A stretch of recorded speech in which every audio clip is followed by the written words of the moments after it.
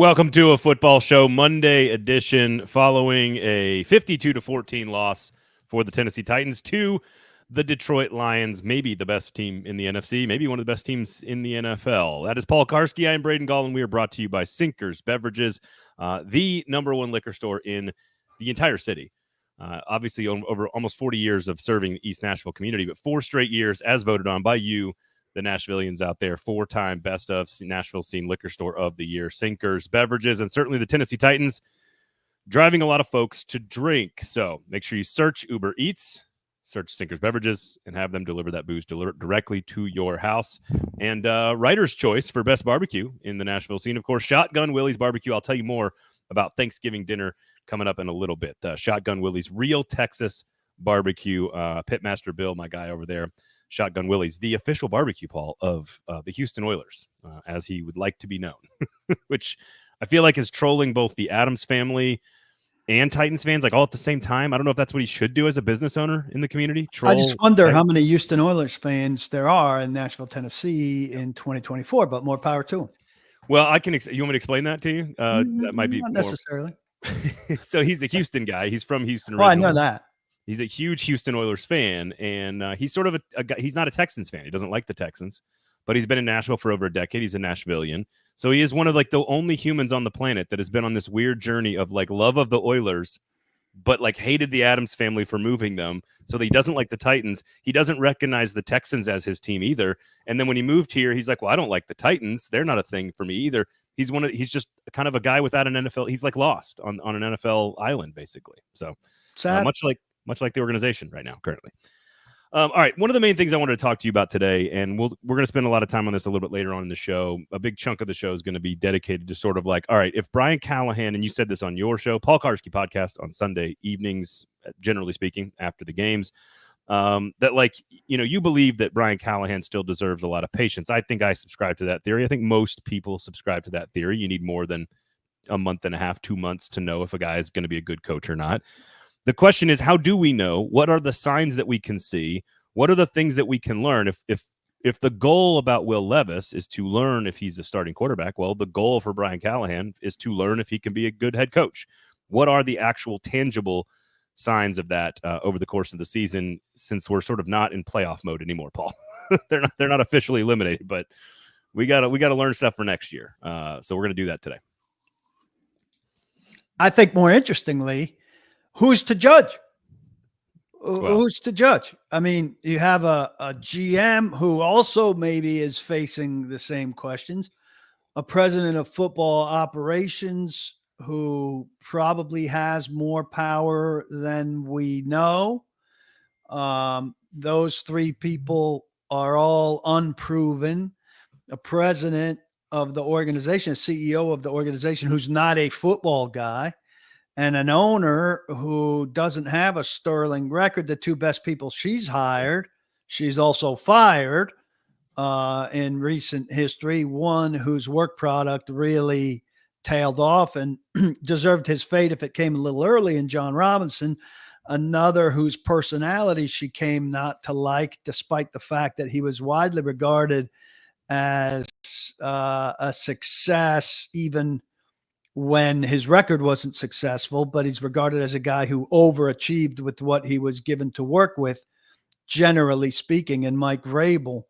So first off, 7 games into a rookie season for Brian Callahan, do you shift from we hired this guy because of his skill set to we're evaluating his skill set in his setting? That's an awfully quick shift. Yep. We've already evaluated his skill set to hire him. Now are we evaluating his skill set in our setting? That's a big switch in 7 games or however many months you said. Yep. Then secondly, who's equipped here to evaluate? Is the GM evaluating him when the GM may be on a similar level of hot seat? Is Chad Brinker? If not, who does Amy Adams, and this is always a big question, who helps Amy Adams evaluate the people that need to be evaluated? Burke Nihill for sure, but not a football person. After that, who? Yeah. Sheila Ford Hamp, who her friend who she just visited with on the sidelines before kickoff in Detroit. It's hard to ask a competitor for their advice on your people, even if it's somebody you only play every 8 years or Who, 4 years. who's also, by the way, trying to keep all of her head coach's assistants from being hired away. Yeah. like all those guys were on the list last year for the Titans. So it's a very circular merry-go-round-ish thing. And that's why you have to hit on one football person who is your sounding board football person. And that's why it's hard for me to believe that there's a point where she's out on all three of them simultaneously, because one of them winds up having an outsized share of power because he gets to help her judge the other two. It doesn't sound very collaborative, Paul. So we'll spend some time on that coming up, because I do think there is some specifics that we can get to, and also this involves changes to the team and to the roster and to the coaching staff. Are those on the table now following what was another absolute debacle of a special teams performance, and frankly defensively, offensively, turnovers, just an all-around awful performance against a very good quality football team? Marcus and Predemption already in the comments, so if you guys want to jump into the comments, please do so. We'll give you guys time to sound off here. A lot of the in-the-moment reaction, though, that's reserved for the Paul Kuharsky podcast on Sunday afternoon, so make sure you go check that out. We also have the Hot Read, of course, on Tuesdays and Fridays. We got Music City Audible. We got the Thursday show with myself and Nick Suss, along with a bunch of other shows covering sports across the Nashville area, so make sure you check out all the other great stuff across the platform. Okay, let's start with Skoronski here. This was today after everybody got back from Detroit. So this was Peter Skoronski talking about sort of moving on, and this is going to start our conversation about how bad it's gotten for the Tennessee Titans. I would say so. I still feel like there's confidence and energy throughout the week and going into the next game. I don't think anyone's been hanging their head too much. Once we get the week going and kind of those Friday, Saturday, Sunday lead up to the game. So yeah, I felt like the energy was still good going into this week, and I think guys have done a decent job of that. I think everyone's been professionals in knowing what the nature of the NFL is and how you kind of have to have that short memory. Is there potential to be too good at it? Maybe. I don't know if you can ever be too good at flushing stuff in the NFL, just because of how obviously you want to remember your mistakes and improve on them, and we do that a lot. That's what Mondays are for, like I said. But even if you have a great game, you still kind of have to flush that and move on to your next opponent. So I think that's a skill everyone has to have in the NFL, whether you're good or bad. And it's just the nature of, once today ends, we'll be moving on to a different opponent, and you have to be ready for them. You can't just sit there and dwell on your mistakes. I asked that because I don't know that it's healthy for this football team at this time to get to a Wednesday morning and feel like, completely clean slate. Like we're good. Everything's good. I think to a degree, I don't want them on the other end of that, like moping, feeling sorry for themselves, feeling like there's no hope. But I do think there should be some degree of carryover. Like, hey, we've got a real sense of urgency here because we're sucking, and we need to be jolted to life every day, every morning, to change something. And we can't just go back to our regular Wednesday morning routine, because our regular Wednesday morning routine hasn't set us up for weeks that have evoked something different. Yeah.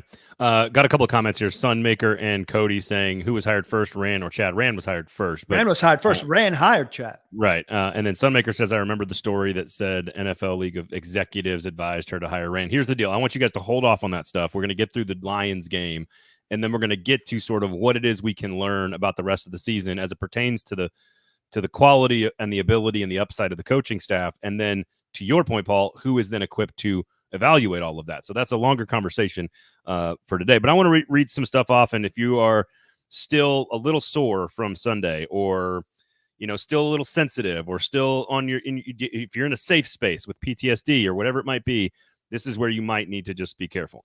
After 4 turnovers, negative 13 turnover margin, that is last in the NFL. They have 3 takeaways, 16 turnovers on the season. They are averaging 4.6 yards per play on offense. That is 29th in the NFL. 161 yards passing. That seems like a 1980s number. 31st in the NFL. Dead last in quarterback rating as a team. 7 touchdowns.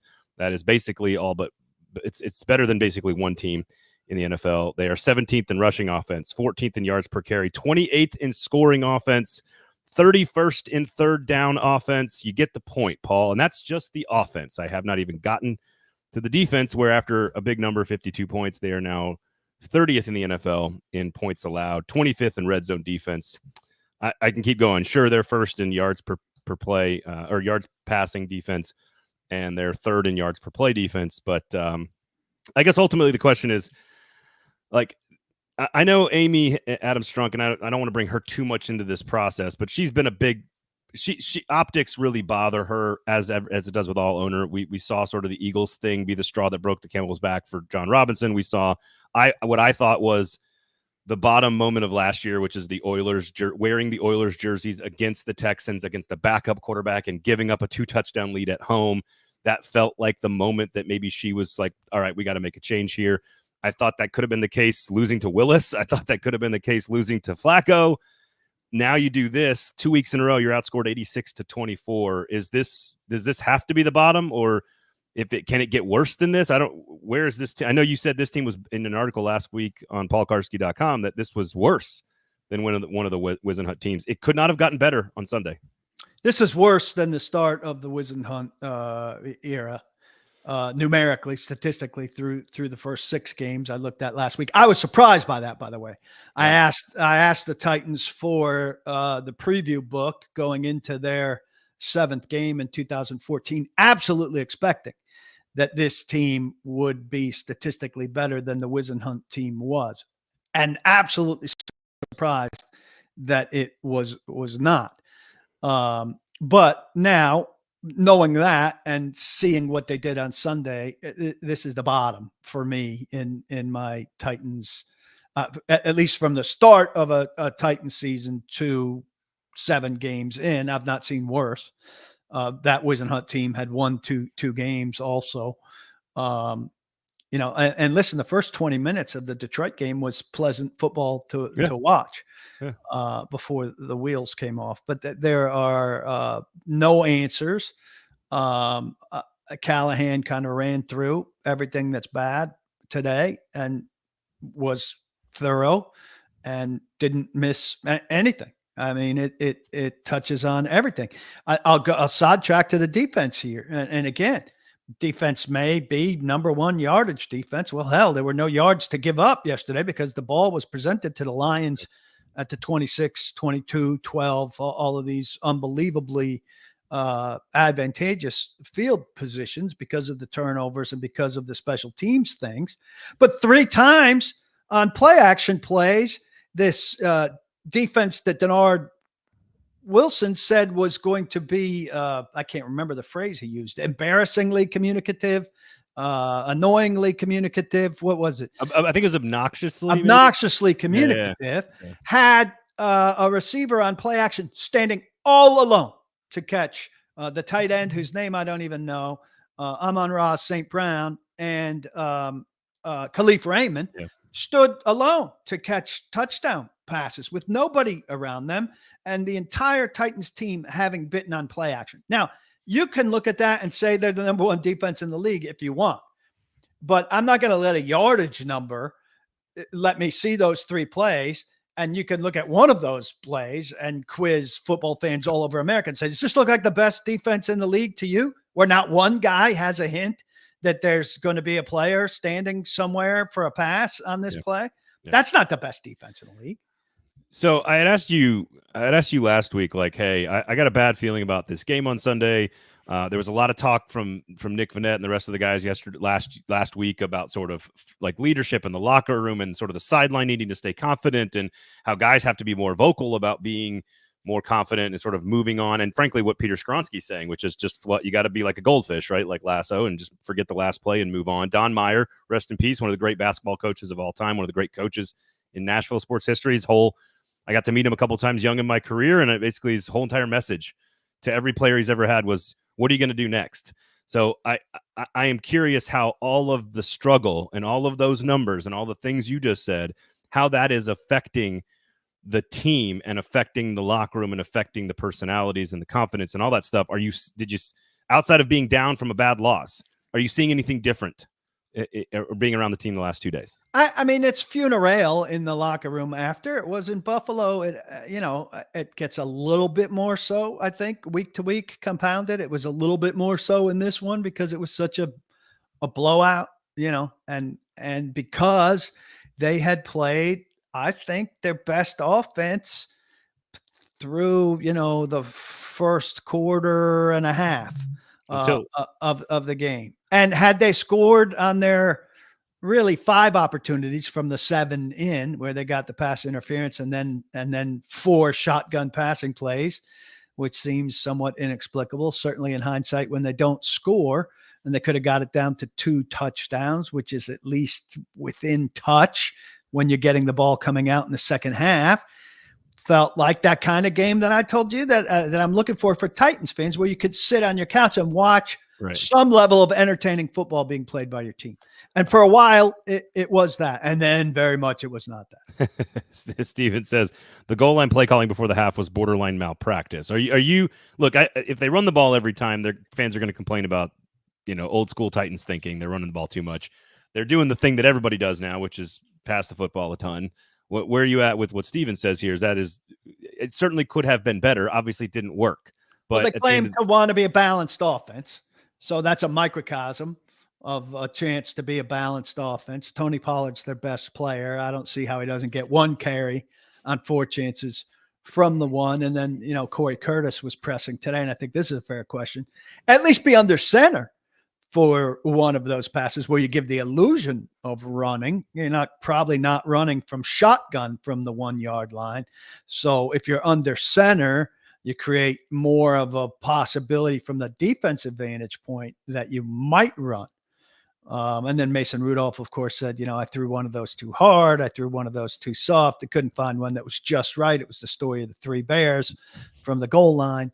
But, obviously was a really bad series at a really bad time to have a really bad series.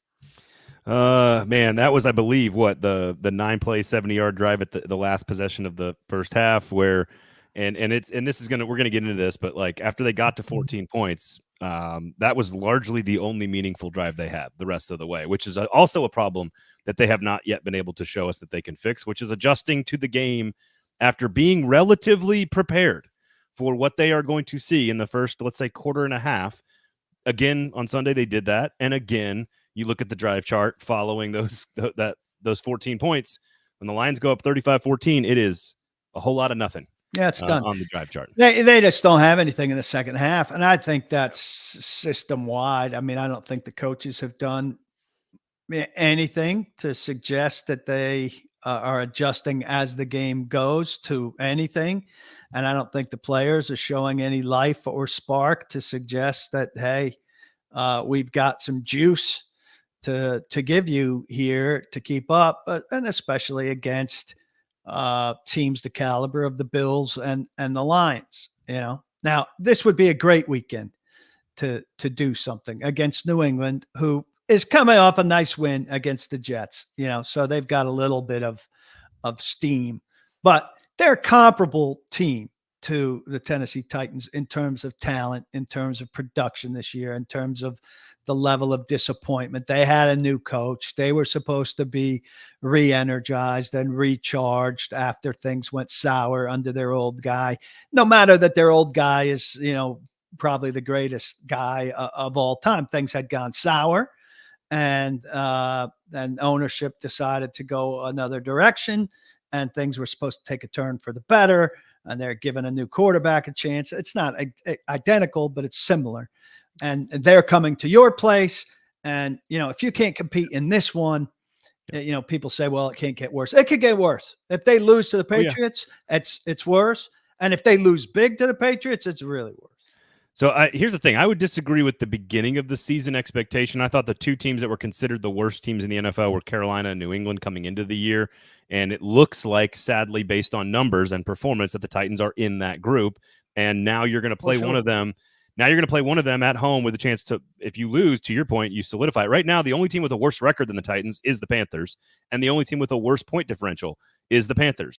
The only team that is clearly definitively worse than the Tennessee Titans is the Carolina Panthers, minus 147 and a 1-7 record. The Titans, number 2 in point differential, or number 2 worst, I should say, negative 76 points. A big chunk of that, of course, the last 2 games where they get. I don't have the schedule in front of me, Braden, but who are they going to beat? They could beat New England. They should at least split with Jacksonville. The division, yeah, the division and the Colts are a damn mess right now, to every bit the mess that the Titans are with their quarterback fiasco stuff going on. So you can find 3 wins there.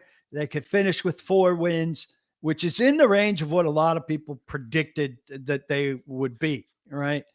Which, if they won 3 games from Halloween forward, would that'd be 5. I mean, be 5 more, forward, more palatable, obviously, than where they are now, and might upset some people draft order wise, though I think they'd still be right there, probably, Carolina ahead of them, but not much else. I did enjoy, by the way, because I had to leave early to go to the U.S. Women's National Team game, by the way, on Sunday at Geodis Park. Took the girls, took the wife, went with a bunch of my daughters, like select soccer players. They got to get Sophia Smith's autograph after the game. Like the girls were like awesome. on cloud.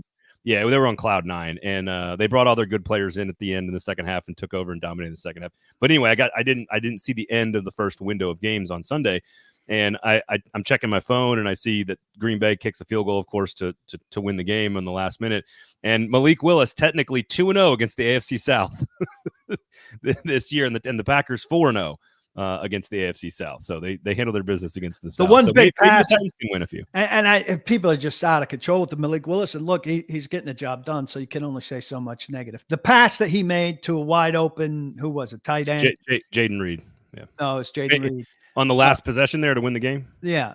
Yeah. I mean, he was wide open enough that I mean, Will Levis is also going to make that throw, you would think. Anybody in the NFL playing quarterback who doesn't fall down is going to make that. Now, Malik Willis has gotten himself into a good position on a good team where he's able to do those things. But again, I'm going to stick with it. If he was here, he would not be doing great. No. I just enjoy the fact that the Titans that the Packers are 4-0 and Malik Willis has won 2 of those games. Yeah. Now, to be fair about that particular play, Willis was terrible. As soon as Love got injured, for Titans fans that want to have this conversation, I don't think we should. Willis was not good for most of that. The only reason Jacksonville came all the way back and tied the game was because Malik Willis wasn't good.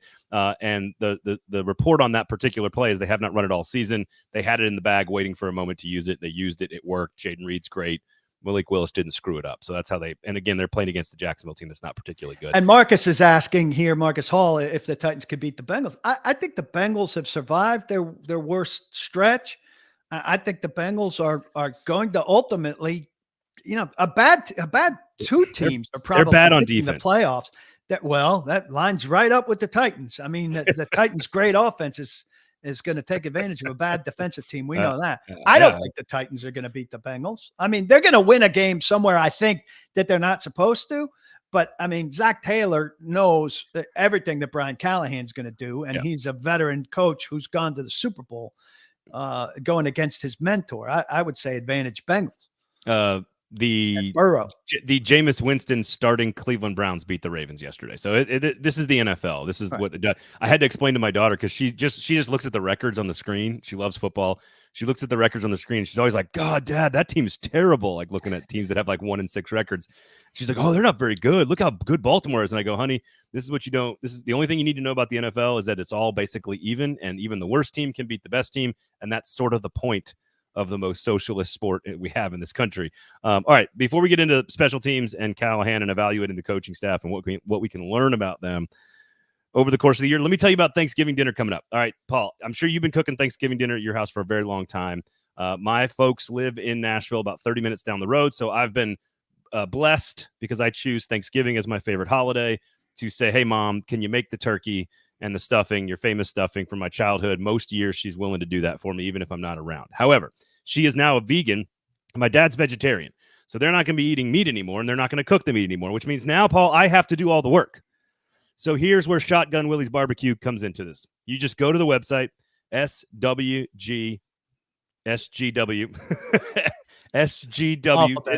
one word, two capital letters.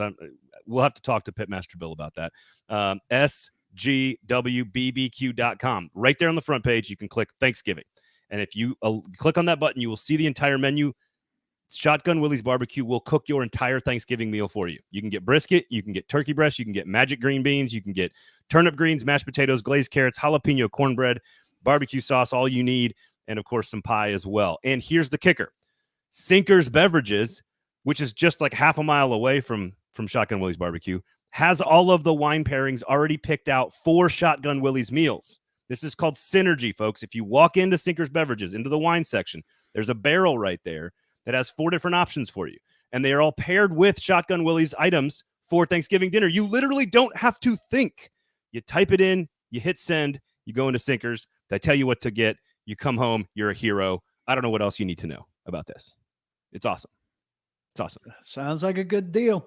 Are you okay with non-Thanksgiving food on Thanksgiving? Are you okay with that? Not for vegans. I think vegans should abstain from participating in Thanksgiving. No, They're going to ruin it for other people by making all of these extra dishes squeeze onto the table. If you don't eat meat, Thanksgiving's a meat holiday. Sorry. No, I agree. My parents are down with that. I'm saying, are you okay? Like, are you one of those people? Because I'm a traditionalist. I want I like the turkey and the gravy and the stuffing and the mashed potatoes and the sweet potatoes and the pumpkin pie. Like, I like the traditional Thanksgiving meal. I know there's a lot of like, if you want to add something to it, that's fine. I wouldn't subtract something in the name of adding something non-traditional to it. So like I'm adding brisket this year. Never done brisket before. I like that. But I've got a very small family with no relatives in Nashville. So ours is typically small. That sounds nice. Yeah, there's not we don't get to all the traditional stuff. Better yet, non-traditional stuff. I have a brother-in-law and 2 nieces and a nephew and another sister-in-law and a brother-in-law. I got all of my wife's families within like 30 I've got a minutes. wife and a son. I know, it's easy. It must be nice. Love you, honey. So all right, there you go. Shotgun Willie's Barbecue and Sinker's Beverages coming together to make your Thanksgiving meal super, super easy. All right, here is hit this Braden comment real quick about NPF. Yeah, go ahead. The second one, I don't have the power to put it up. He says, glad NPF wasn't dressed. My point on the show last week with the question of asking me why NPF is playing. I mean, you could throw a parade that you were anti-NPF and then NPF didn't play. If you think you've seen the last of NPF, you're probably mistaken. I mean, Jalen Duncan's out of the picture now with the hamstring. Again, today, out of a game where Leroy Watson and John Njoku split time. Brian Callahan said, yeah, that didn't see much that gives us any definition at right tackle. They've got Isaiah Prince now, who's been out of the league for over a year on the practice squad. They'll try to get him up to speed, but we're probably going to see all 4. As soon as you say a guy's out of the mix there, he's going to resurface and be back into the mix. So don't throw a party about NPF sitting because he's going to play again. Yep, I agree. And I think NPF still has upside with with Bill Callahan doing the coaching. So, all right, here's our next quick topic here. Sean says, bring back Craig Ackerman. Here was Brian Callahan. And I thought I don't know about you, but I thought this was interesting who he kind of put this on. But here is Brian Callahan talking about the special teams. And you and I, Paul, will get into changes should they be coming. Here was Brian talking about special teams. I think that's accurate. I think we need to do a better job. I think Stoney can do a better job of putting the ball in the air longer, give us a chance to cover, because the reality of it is we made some personnel changes on that punt unit after the block punts early in the season, try to settle it down, which we've done. They've done a really nice job protecting the punter, but we've sacrificed a little bit of speed and coverage ability with some of the bigger bodies in there to protect the punter. And when you do that, the ball's got to hang up further, and we have to have a chance to get down the field and cover. Obviously we're down some gunners because those guys are now, playing more football for us with Nick Westbrook, and Jarvis was one of the gunners too. And, so we got to do a better job of complementing each other in each phase of the punt unit. And right now we're not doing a good enough job of that. Our hang time, I think, is averaging somewhere around 4.0, which has got to be higher than that, and to give ourselves a chance. Yeah, we'll look at that. I mean, all 3 tight ends are on a unit, some guys we have that have started are on there, but yeah, we'll look at that. Certainly, if that's an avenue to help improve it, we'll improve it. And if we feel like that can get us a better coverage unit, then certainly we'll ask those guys to play. All right. Look, Paul, Lot of coaches fails. coaches are obviously the thing that fans talk. Offensive coordinator is always the least popular coach on a coaching staff in every walk of football. But ultimately, this is one of the worst 7-game stretches of special teams football that I have ever seen. And Sunday was another issue, a totally different issue than the one that plagued them in the first 2 games, which is the inability to cover. And of course, ironically, against an ex-Titan. Is it time to talk about or have a conversation about making changes on the coaching staff, namely starting at special teams?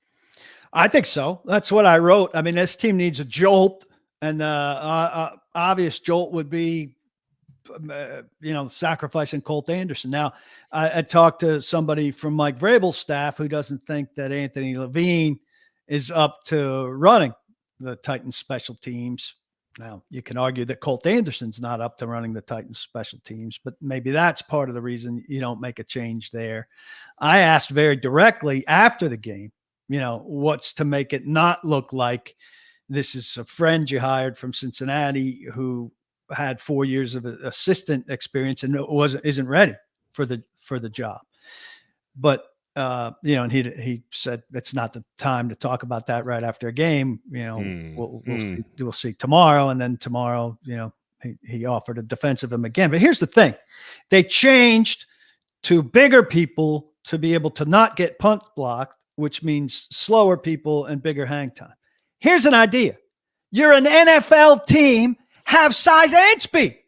No. Okay, and then I said, who has size and speed? A better combination of size and speed?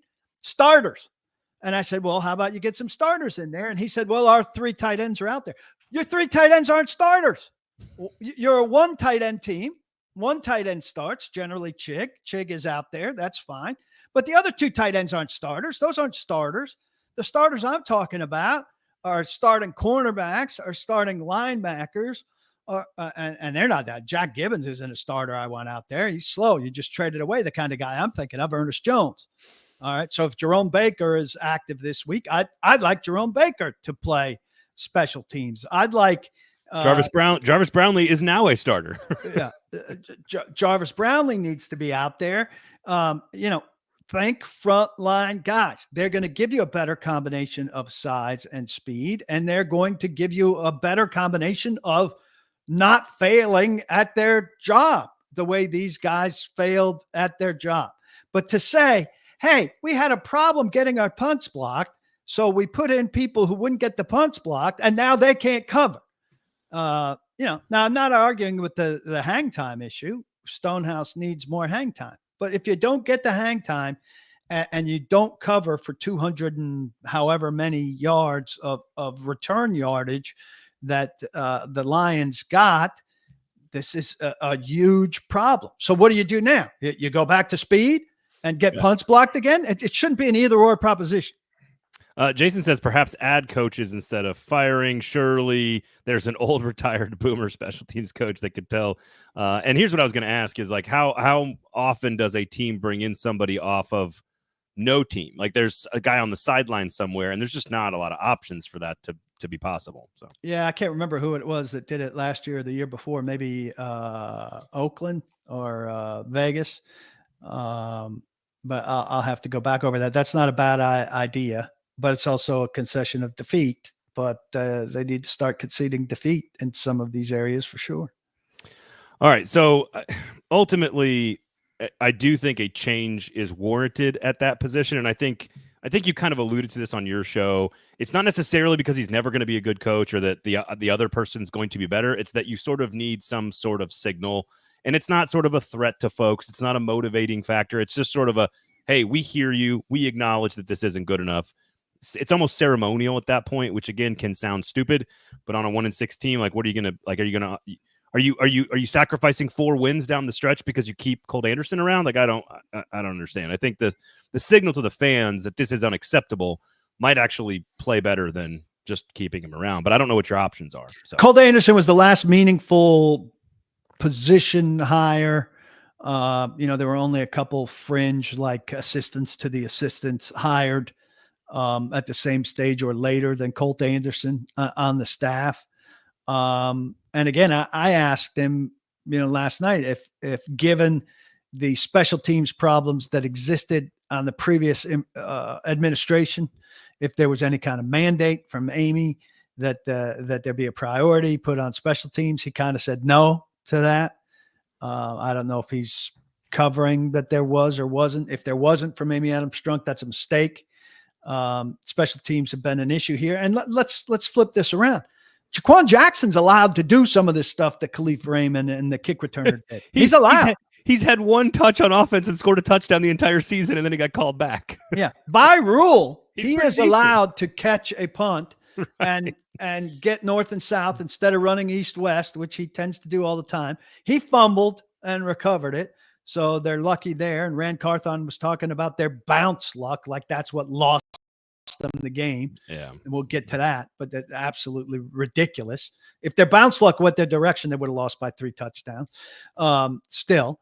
So, when's the last time Titans had a returner that anybody was scared of? I mean, we're going to Mark Mariani. We're going to Pac-Man Jones. So special teams is another one of these things. And I have to mention Rex Rhodes diametrically opposed to my DNA theory. But bad special teams is a DNA thing that has carried through the Titans for multiple administrations. And we're so far removed from the Music City Miracle, it's unimaginable that this is a team that pulled that off. And here's the other thing about special teams. I think it gets glorified and amplified way beyond what it really actually does for a team to win games, but it absolutely will cost you games. That's it. Bad special teams will be a thing that, look, I've had favorite teams. The Packers were in the NFC Championship game a couple years ago. One of the better teams in the NFL, if not the best team in the NFC that year. The thing that they were terrible at that season was special teams. You know how they lost in the snow to the Niners was because of special teams. So even great teams. And how are they now? Because they went and hired Rich Bisaccia, who's a very good special teams coach. They're okay, but I mean they've been around merry-go-round at kicker. I mean they're on their 3rd kicker of the year already. Like it's not like they don't have the same problem there. Although he's made 2 game winners last week, so we'll take that. All right, so here's the start of the conversation here. Again, Sinkers Beverages and of course Shotgun Willie's Barbecue. Here's Brian Callahan had a lot to say. This is of course from you get photo credit by the way on this PK. Here's the start of this where there's going to be 2 clips of Brian. I want to start the conversation with this one, and then I'm going to set it up, and then we'll kind of get into what he has to say about faith in the process. But here was Callahan on Monday talking about the bad. I think our record is what it is. It's not indicative to me of what I think we're capable of. That's the first thing. And the second thing is, no, I don't. My vision and my belief in what we're going to do and how we're doing it hasn't had the results to show for it yet, and that's disappointing. I was hopeful. I was anticipating better than where we're at right now, and that's just the reality. But we're not there. And at the end of the day, the vision, my belief, and the people here and the players here is that we should be better and we need to be better. And I know where we're headed. I believe in it very much. And those are things that happen when you're in a dark spot. I mean, these years are challenging. They challenge your vision, they challenge your leadership, and those are all things that come with being in your first year. But I'm about as determined as I've ever been to get it right and get it fixed, and keep on the track that I believe that we're on. And we got to do some things better all the way around. But I'm not at all dissuaded from where I think we're capable of being. All right, you asked a follow-up there, and I'm going to play that in a second, where he kind of talks about blind faith and stuff. But I wanted to start there with who is in charge of evaluating all of this, and do we even trust them to evaluate what's going on with this coaching staff? I don't think Bill Callahan, for example, needs any of this. I think we know what he is, we know who he is. He's got a body of work, et cetera, et cetera. So what is it that if you're Rand Carthon, and when you can get into whether or not you how you feel about him saying no to your interview request last week and then doing a long sit down with the Tennessean after the game. It wasn't long. Well, it wasn't long, but he did a one-on-one with Nick Suss coming up on Thursday's show. We'll talk about that. You mentioned this at the beginning of the show. You kind of alluded to it. What should be the track record here? What should be the order of operations, if that's maybe a better word of saying, from the top down, evaluating the coaching staff? Yeah, I don't know. I mean, I think you got to be patient. I think if you're a team that changes coaches twice in 2 years, that makes you look like an even worse franchise than you are, and you're a bad franchise right now, and you're historically mediocre franchise. So I think you got to give him a chance. I think you got to give him a quarterback, and I think you got to see what happens. If you feel like a head has to roll, I don't think it can be his head. Now, Rand Carthon was instrumental in hiring him. So I think he's, it's a direct reflection of him. No matter what happens. Right. Amy has a history of picking a favorite. Usually there are two people involved here. And, the guy who's been around longer falls out of favor, and the newer guy is in favor. Now, usually there isn't such a albatross for the new guy, like a 1-6 record or something like that. If he gets to 4 wins, like we're talking about, I think he can say to her, like, hey, didn't we have conversations about the fact that it might be a bumpy road, a tough start? Look at how we started in Cincinnati the year before we found our quarterback, et cetera, et cetera. But in terms of evaluating, I don't know who's evaluating what. And I know that if it gets to the point where jobs are on the line, Brian saying, well, I didn't have a quarterback and our free agents didn't work out. And Rand saying, well, I spent that money because we had it and I was trying to patch things up quickly and I thought we'd get better results, and look at my drafts. And somebody else is saying, well, that quarterback sure didn't work out. And the only guy that really had influence over that quarterback was Rand. And you could get into this ring around the rosy of finger pointing, but we don't want any finger pointing because we've created this collaborative, beautiful, perfect circle. So I don't know where the hell it goes. Who is this mystery third voice in the room you keep alluding Brinker. to? A Brinker. Okay. Here's the thing, though, because Rand can claim, and this maybe is just a PR move by him, we can't really prove it. We won't ever, until he says something and then maybe Vrabel feels the urge to say something back. We won't ever be able to truly know who picked Will Levis, right? We're not going to know. But in theory, he could divorce himself from that decision if, in theory, they need to move on from the quarterback and give themselves an excuse for more time. And that is, Brian has always had that built-in excuse. And I think it will benefit him if they have a really atrocious year, which they are on path to do. If they have an atrocious season this year, at the end of the year, there is no progress, which I think there will be, and we'll get to what that could be. That at the end of the year, Brian can always say, look, this isn't my guy. I never picked him. I didn't really want him. I know. And we knew that from the start. Of course, it's always been baked in. Rand can still say that in theory, too, if he can push blame to Vrabel, which there has been a lot of background conversations about that draft class between Vrabel and Rand Carthon. Rand gets half the baby no matter what. And if Rand were to dare come out and say that, he would get destroyed by the guy who was destroying him in-house, the strong personality that he couldn't deal with and couldn't handle. So if Rand's going to back channel, well, that was Mike's pick. Yeah. Whether it was Mike's pick or not, Mike's not going to sit around and stand for it. And Mike might not back channel it. Mike might come right out and finally say the things that he's had on his mind about Rand for a long time. I think Mike's payday from the Titans might be over after this season, so he'd be released of anything that would prevent him from saying things about the Titans. And he might just say, well, the assistant GM who was, given the GM title, he certainly had his hand in drafting that quarterback too. I'm not going to wash my hands of my part in it, but it sure is disappointing to see him wash his hands of his part in it, like that, which is not that cutting, but would certainly be taken as pretty cutting. And I think that's where it would come down. I don't know how either of them could divorce themselves from their role in that pick, because if he just says, well, that was Mike's pick, then we'd say, well, what the hell were you doing? You were the general manager of the team. You're sitting in the corner. Paul, sign me up as someone who wants to see all of that happen purely for entertainment purposes, but doesn't think that it'll happen because it's bad business for the Titans and for Rand Carthon and for Mike Vrabel, probably. I agree. So a couple of guys here making comments, and I want to get to you guys in a second. So Brooks, and here's one thing from I guess it's Fade 2X says this. Yeah, Fade 2X has got to quiet down a little bit. A lot of comments in here. He basically says, Add coaches, ? Just have Callahan not call plays anymore. Let him be a head coach. I don't have any faith that Nick Holes is going to do a better job of calling plays. That's why you hired him. Plays and let his young protege with less experience call his plays for him. That'll fix everything. Come on. Let's think.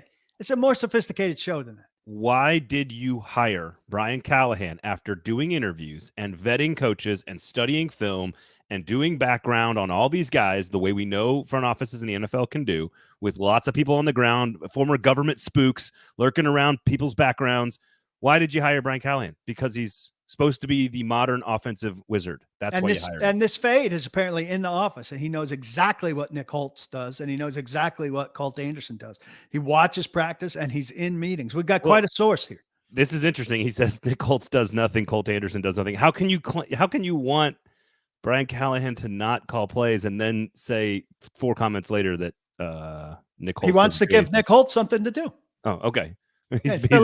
Fill up his boring days. He's bored. Okay. All right. So here's the deal. By his logic, Brian Callahan for the last 5 years in Cincinnati did nothing. I have a list. If you're a non-offensive play caller, you do nothing. I have a list of things that I think we can evaluate Brian Callahan over the next 10 games. That's okay. Here, but let's start here, because this is how you have to start this process, because everything I'm about to say, you have to take on faith as well. Here's Brian Callahan today. Well, I mean, again, I've said this before, but I think the definition of faith and trust is believing in something you don't have any proof of at the moment. And right now we don't have proof. We have nothing tangible to show for what our process is, how we do things, because it's a production-based business and a results-based business. We're 1-6, and that is what it is. But I do have faith in where we're headed, and I do have faith in how we go about our business here and what that's going to bring for us. So I'm not asking you guys to trust me necessarily, but I know that I have trust in the people that I'm working with and what we're doing and how we're doing it. All right. So number one, Paul, I have tremendous faith in Shotgun Willie's Barbecue and delivering on my Thanksgiving dinner, because I've eaten that brisket and it is delicious. And I've had lots of beverages from Sinkers, and they are fantastic and well priced, and they've won awards because of it from you in the community. That is something you don't need to take on faith. However, the list of things that you might think the Titans need to show you if Brian Callahan is going to prove to us and to those making decisions that he does belong in the role and that he is the guy that they all thought he was, all of those things that we've talked about, they've got a big chunk of the season left to prove that. And I've got a list of stuff here, so I wanted to give you the floor first and see what you think, and you can kind of tell me. There one of these questions in here, and I want to make sure we get to that. Brooks asked the question about do you think they go veteran quarterback next year or draft one? We'll talk about that afterward. I just wanted to make sure that Brooks saw that we noticed that. So, all right, give me a few things. Give me if you're in charge, you're behind the scenes, and you're evaluating Brian Callahan, you have to do it as a reporter anyway. What is it that you can learn over the course of the next 10, 11 games that can prove to you that all the things we thought about Brian Callahan are still true, and he's going to deserve some patience and will grow into the role of winning head football coach in the NFL? Well, it's not going to be big stuff based on who they are and what they have. They did a good job with Calvin Ridley in this game. They got to him early, and he played much better, and they featured him in the way that makes him worthy of the contract they gave him. Let's see more of that. He ran one crossing route that I haven't seen them run successfully all season. Let's see more of that. So I want to see them pick up what they did with Calvin Ridley in Detroit and do that on a more regular basis. Or if teams are really working to take Calvin Ridley away with doubles, then you got to find, I think you should still be able to get the ball to him, but you've got to find people who are open as a direct result of Calvin Ridley being taken away. There's a big one. I want to see improvement from the young core. It's not a big list. Latham, I think, has been steady, but not noisy. It's hard for offensive linemen to be noisy. Let's see a pancake. Let's see him put somebody on his ass once in a while. Let's see him grow into the sort of leader they're talking about. It's a long-term project there for a left tackle to become an offensive leader, but they're lacking offensive leadership. There's room for him. He talked about the void that his leadership mentor, quite frankly, DeAndre Hopkins, left. I'd like to see him get a foot into that circle. I think that the noise about Tavondre Sweat has quieted down. He's a run stopper, but he is not getting pass push. And I would like to see T'Vondre Sweat graduate. He had a hip issue last week. He was slowed down some, missed some practices. Let's see his game start to get three-dimensional and see him get some pass rush. Let's see Harold Landry wake up. Harold Landry's been very quiet. There's a quote-unquote star. He's a star in the Titans universe, and he has not done a lot. Arden Key woke up this week and he did some things. That's a nice sign of a guy who's been in hibernation, who we concluded is not very good, who had a good game against Decker, who's a good player. Let's see, when we see somebody flash like that, let's see it not be a one-game thing. Let's see it be a stepping stone. But I'm going to stick with the young guys. Brownlee has been pretty good, but he's gotten beat on some touchdowns, right? And there have been some down moments. Let's see him recover from that and build. Go ahead. I'm not trying to interrupt, but like the Brownlee penalty thing, like because I think he's a perfect, like his game on Sunday was a perfect example of what you see from a young player, which is good play, and then 2 penalties on the same play.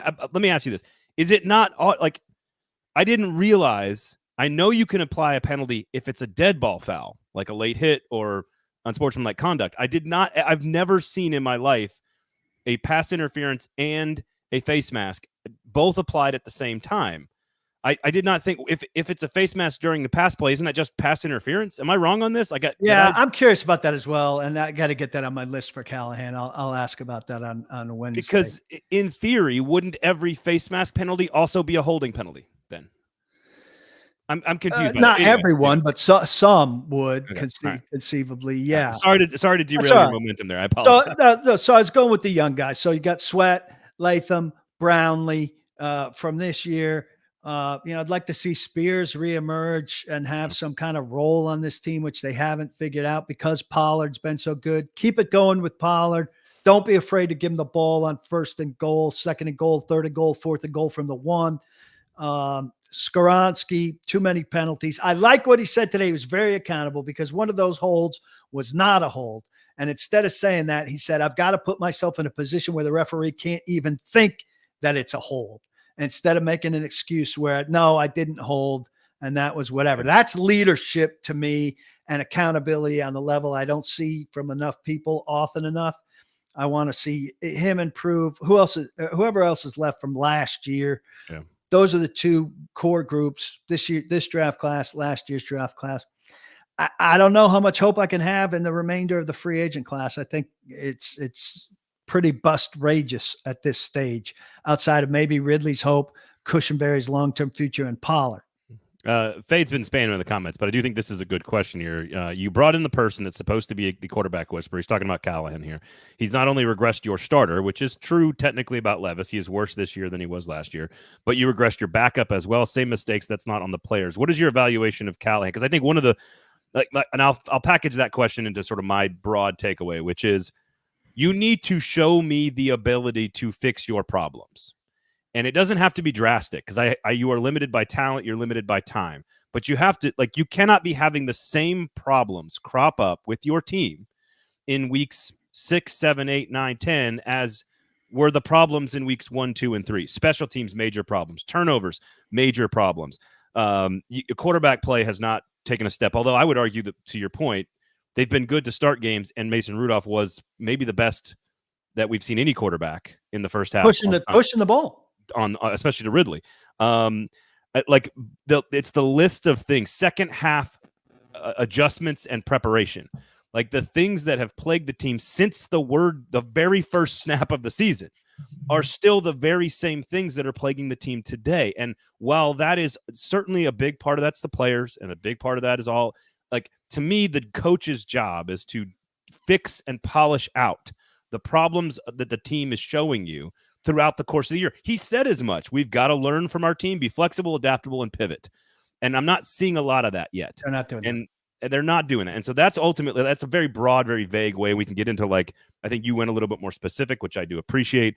But if by the end of the season, you are seeing an offense that is throwing the football a little bit better, and particularly with Will Levis, you're seeing Ridley being used, You're seeing special teams sort of get ironed out and stabilized. The offensive line shows a little bit of growth under Bill Callahan. With fewer penalties. With fewer penalties and fewer turnovers, and all of a sudden you can show the fans, look, this is my first year. There's tons of coaches with this level of talent and this level of inexperience that take time to become the thing that they're going to be in the NFL.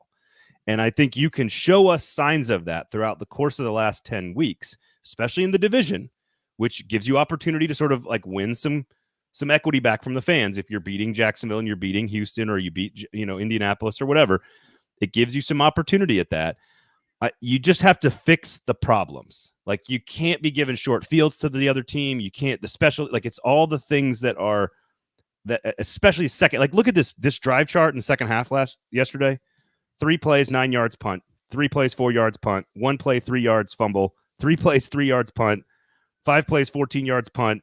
They had a 7-play, 48-yard drive where they lost another turnover. Like, that is atrocious in the second half. It's got to be better in the second half. And so I think it's about showing us the things that were wrong with the team in the first third of the season. You need to fix some of those gradually over the course of the next 10 or 11 games. I think that's good stuff. And I think the second half is a huge example. I think they have to start finding something in the second half. Give us a scoring drive per second half. Give us a field goal drive regularly in the fourth quarter. And it's somebody there in the last comment you posted said they're regressing the backup quarterback. Listen, that's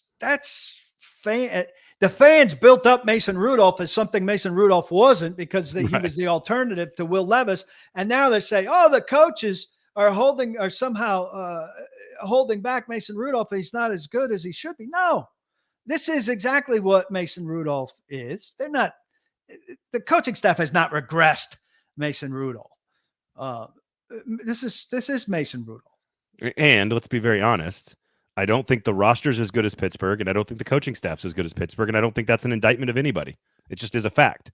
Mason Rudolph played okay last year in spot duty on an organization that is as stable as any organization in the history of the league, with a coach who's been in charge for longer than any other coach in the world. And I don't think that Brian Callahan is Mike Vrabel level coach by any means. But for the last 2 years, Mike Vrabel had a bad roster. And right now, it looks like Brian Callahan has a bad roster. These guys, a lot of these guys that were brought in to quote unquote fix Mike Vrabel's bad roster have not produced like those guys. You go to Spotrac or Over the Cap and look at the top paid Titans, and the top paid Titans are not delivering. And that's a problem. Nick Westbrook-Akina is delivering. Tony Pollard is delivering. But, and I know there's a lot of debate about Jeff Simmons, and Jeff Simmons made some good plays yesterday.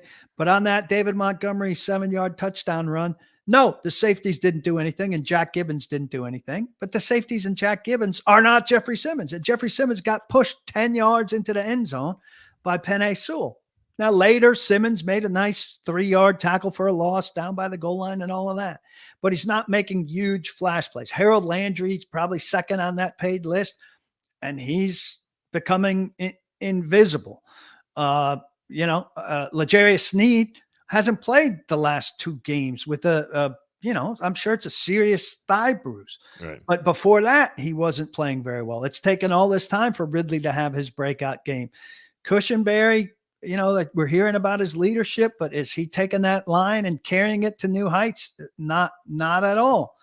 Awuzie isn't ready to come back this week, and he's missed all of this time. So Rand Carthon did a lot of swinging and missing based on his batting average right now. It's about like Aaron Judge in the World Series. But again, like all of this, bad or good, is just to date.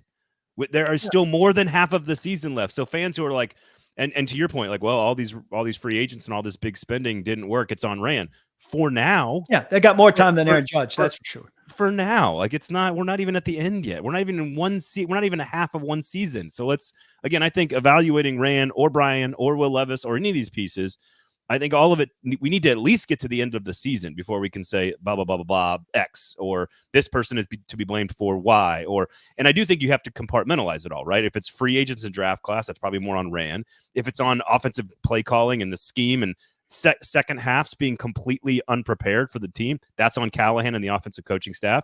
But if it's on fumbles and mistakes and mental errors during the game, that's on the players. Well, it's on all of it. That's on the thing. players. It never turns out to be one thing. That's what the guys in the comments here want, is to put a bullseye on it and figure out what it is. Well, first off, the bullseye is very wide and it has circles in it. And you just listed the circles, but also, realistically projecting forward, you see this team with what it has and these people that they brought in suddenly coalescing into what they envisioned. I think if it doesn't happen 7 weeks in, I do think things can get better. Players can get better. Callahan can get better. But is it going to be what they envisioned when they put it together in March? I feel pretty confident saying it's not going to be that. And here's another thing, and I this is very apparent in college football, but sometimes I think it's lost on people in the NFL fans, I think. And this is not even just a football thing.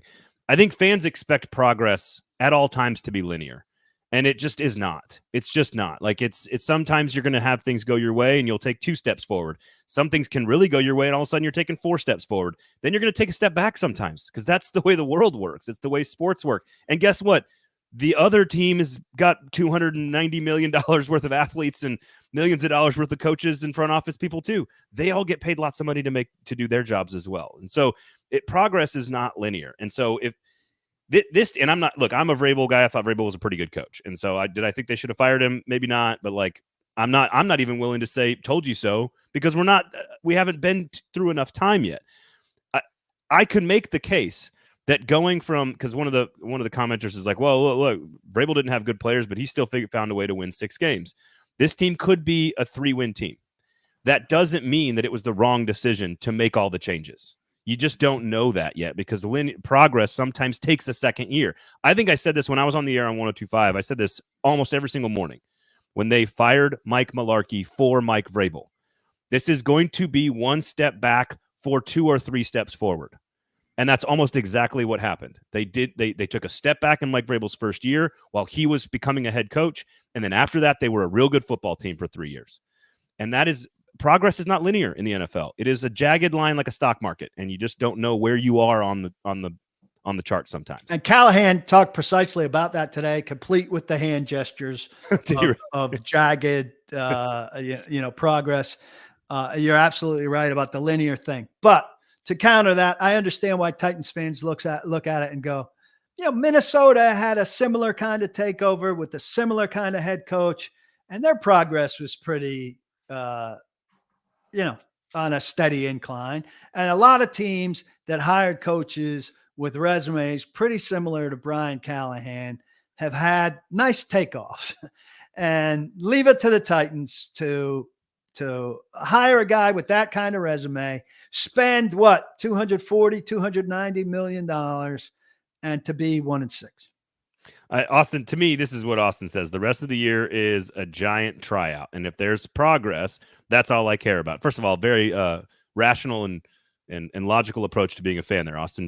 Credit to you. Yeah, that's all I care about, is if Callahan's message is getting through or not. And here's the thing. Every single person, this is the NFL, and this is your incredulous moment of the week, which is about intentionally tanking, which I think if you're a front office, you may be able to hire or fire somebody and maybe force a coach to play somebody that's not as good if you want to really try to go get Arch Manning or something.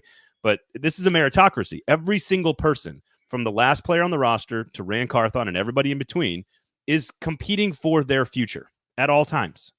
At all times. And so everyone's being evaluated.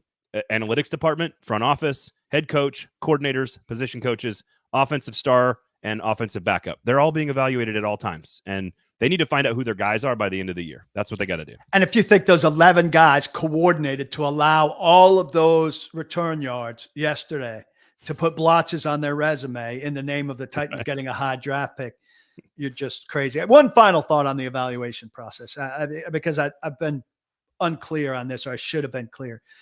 While he's in charge, while he's president of football operations, Chad Brinker's the head guy doing the evaluating, right? Until he's not in that role, he's the head guy doing that evaluating. He should be the guy that Amy Adams Strunk is coming to for that. He should be the guy going to Amy Adams Strunk with those evaluations. So is his job in jeopardy? I don't know, but that's his job right now. He is the president of football operations. He's operating the football team. All of that stuff should be on his plate. It probably has the most experience of anyone in the building operating a football team, right? Well, frankly, he's got 7 games worth.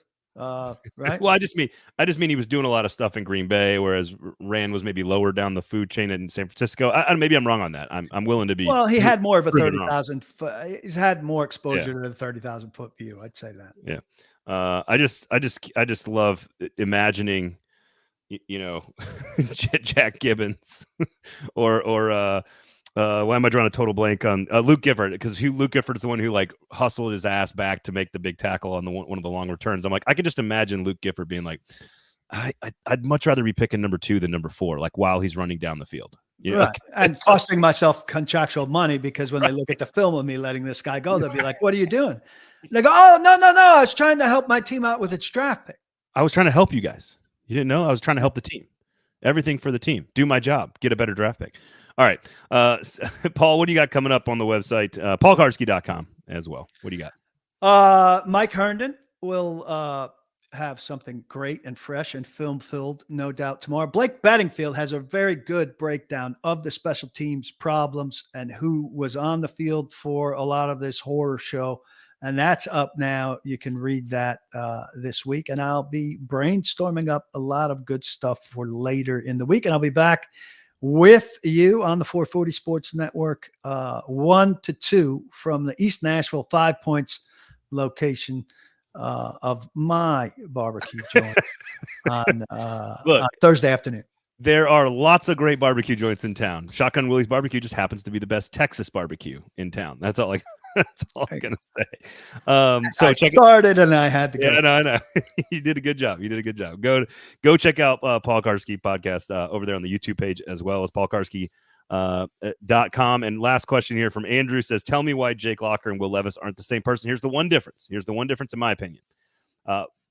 Will Levis loves the game of football. He loves the game of football. Jake Locker, very similar person, very similar skill set, very similar everything. Injured, talent, athleticism, inaccurate, didn't love the game the way Will Levis loves the game. I was going to say the exact same thing. Will Levis will seek a second contract in professional football, and Jake Locker did not. And that's okay. And that's okay. Andrew also says whole hog is better than Texas barbecue. I would agree if you're cooking a hog. If you are cooking a cow, which is real Texas barbecue, which is brisket, you got to go to shotgunwilliesbarbecue.com. Sinkers Beverages for all your best liquor store needs. They got a huge beer selection there, where their beer fridge just won an award, of course, as well as best craft beer retailer in the city. Their sister store, Bluegrass Beverages, up in Hendersonville, been providing service for that market for over 50 years. That's almost 100 years of serving East Nashville and Hendersonville, and they have won awards for it every single year. 4-time champion liquor store of the year, as named by you, the Nashvillians. So special thanks to everybody, all you guys in the comment section. You guys are great. Rate, review, subscribe on the podcast app if you can. And of course, thumbs up on YouTube, notifications turned on, all that great stuff. Otherwise, I'll be back on Thursday with Nick. You can catch Paul Kuharsky podcast, and of course the website, paulkuharsky.com. He and I will be back together on Monday. Have a great week, everybody. Don't block the box. We'll talk to you next time.